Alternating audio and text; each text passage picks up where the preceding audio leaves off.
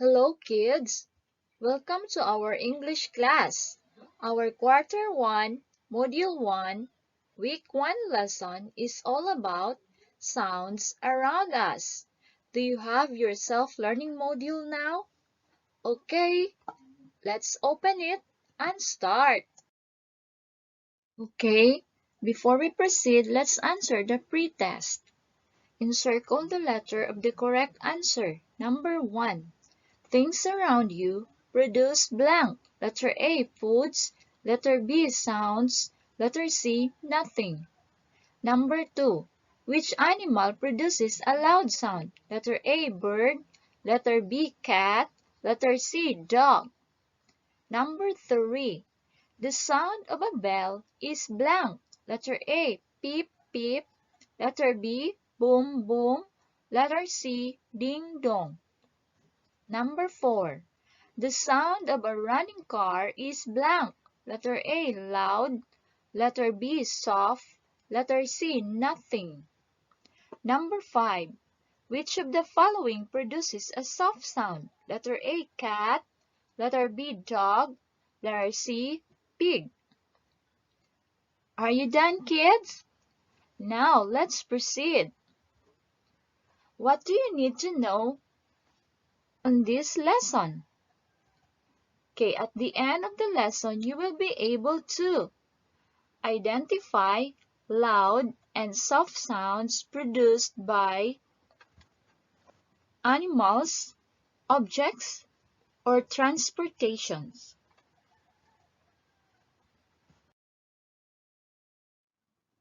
What have you seen in the picture?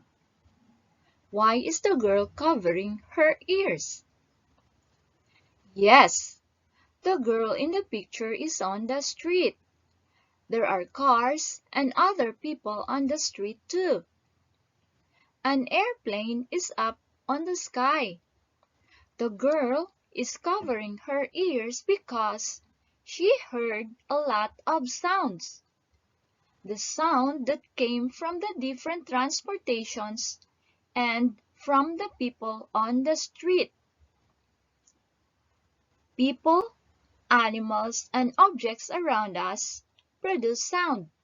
It can be loud or soft sounds.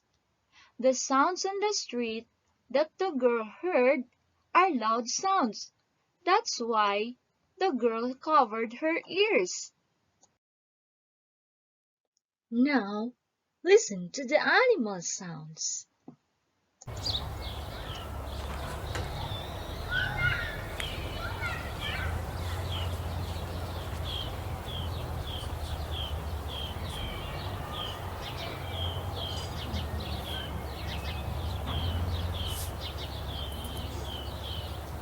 What animal produces that sound? Yes, it's a bird.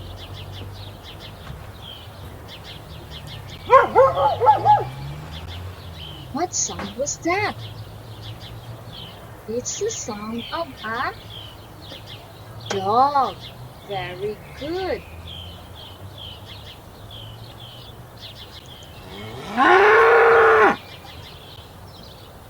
What animal produces that sound? Yes, it's a cow.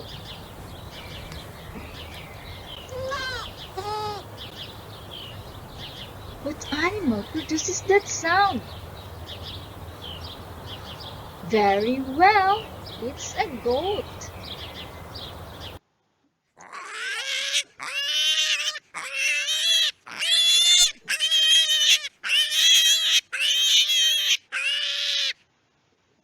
What animal produces that sound? Very good, it's a pig. Now, can you identify which of the animals here produces a soft sound? Very good! The bird produces a soft sound. Let's do it. Draw a line to match the animal to the sound it makes. Inside the rectangle are the words that tell about sound.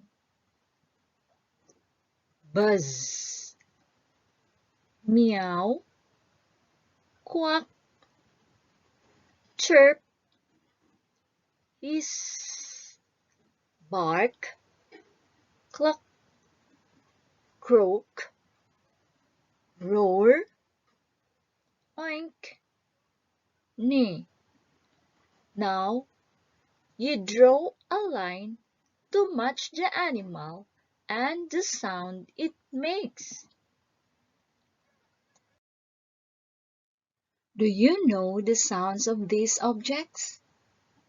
Listen to them. What object is that?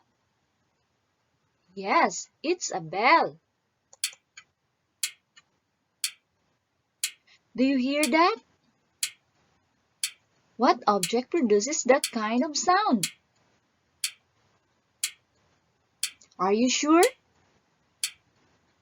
Yes, it's a clock. Very good.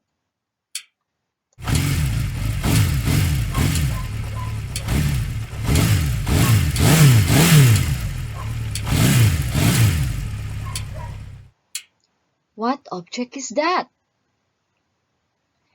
Yes, it's a motorcycle. Very good.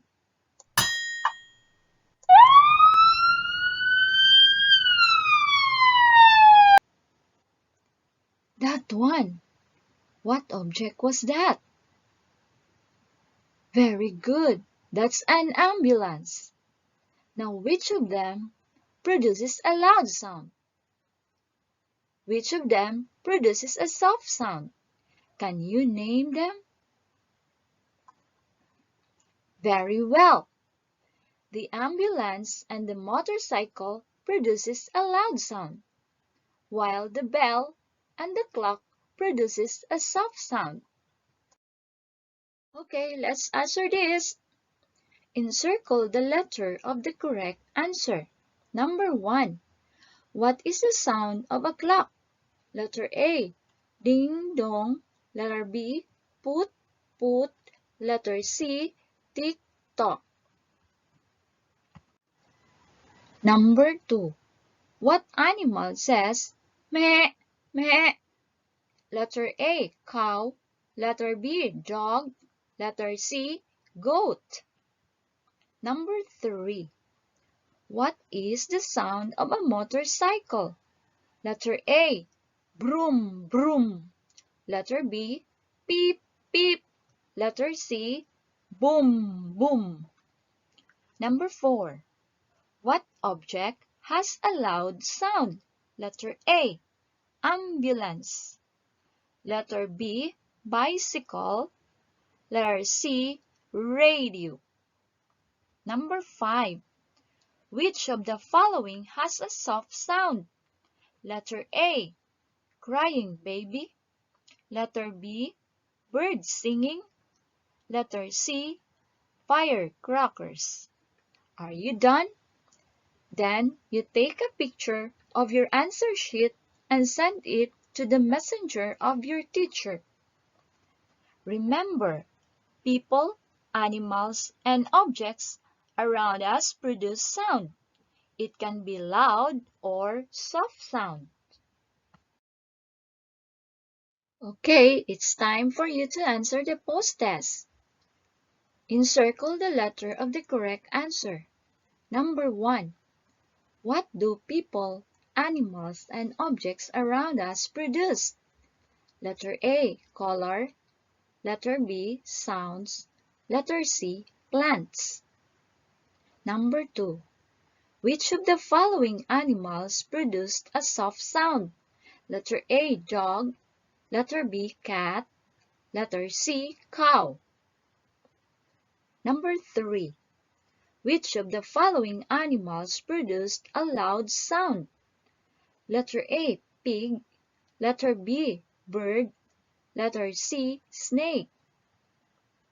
Number 4. The sound of an ambulance is blank. Letter A, loud. Letter B, soft. Letter C, not so loud. Number 5. The sound of a clock is blank. Letter A, loud. Letter B, soft. Letter C, very loud. Okay, good job!